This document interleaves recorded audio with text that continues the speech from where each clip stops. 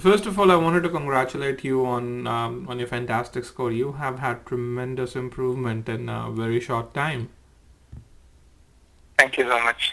Yeah, and It wouldn't have been possible without e-GMAT. and Thank you for all the support. okay, and that kind of is I mean, we've had a lot of customers with a lot of success, but usually that has taken 20-25 days or more. So the reason I'm calling you is just to kind of understand what did you do, and maybe there are things that you did that could help others.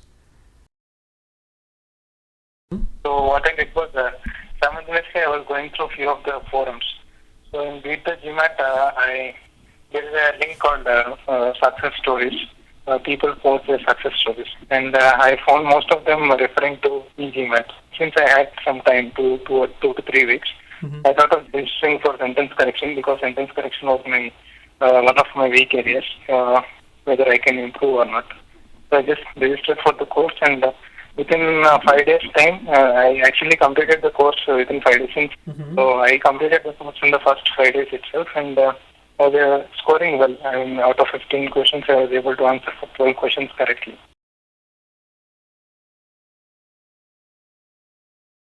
You did e-GMAT, you did the Manhattan Review course, and then you did our sentence correction. So I mean, you did a lot of material before you started e-GMAT. So how would you compare our offering with that of the offerings from these other companies? So in GMAT, the major observation what I have is like it's not enough for you to know all the rules. You have to know what is the usability of each and every nuance of the grammar. So actually, as I mentioned, I have this Manhattan GMAT strategy guides. So I first, during my first second and third attempt, I went through that Manhattan GMAT sentence correction book thoroughly. But major drawback in that is the material is quite good, but the practical usability of that particular grammar context or whatever it is, that is not quite clearly mentioned in the Manhattan GMAT strategy guide sentence correction. But coming to the e-GMAT course, the applicability and the practical usage of that particular context, but how we can use, for example, subject verbs or pronoun. The usage of part of it is quite very good in the e-GMAT course.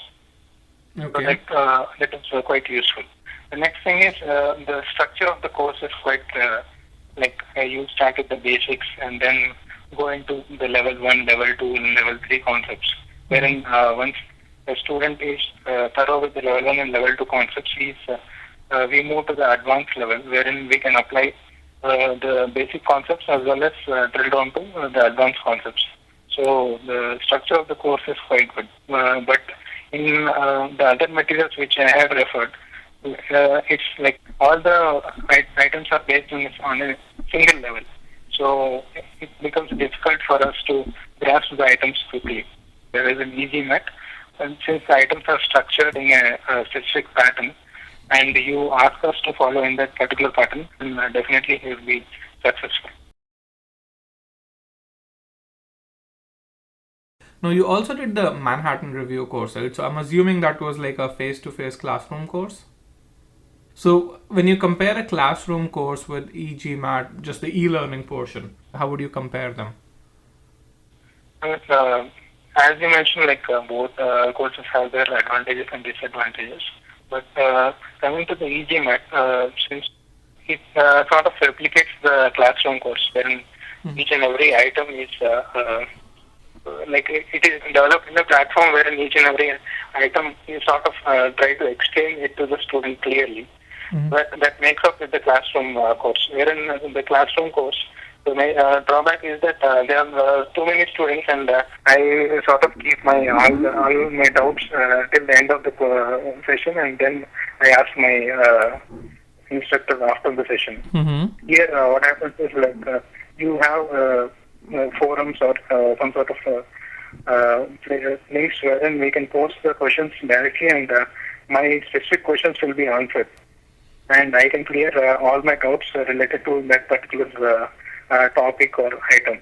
But that quite doesn't happen in the courses which I attended. Like they give a generic description, which it's not it doesn't convince me. Okay. So that is what is the major difference I observed in classroom course as well as this online course. Okay.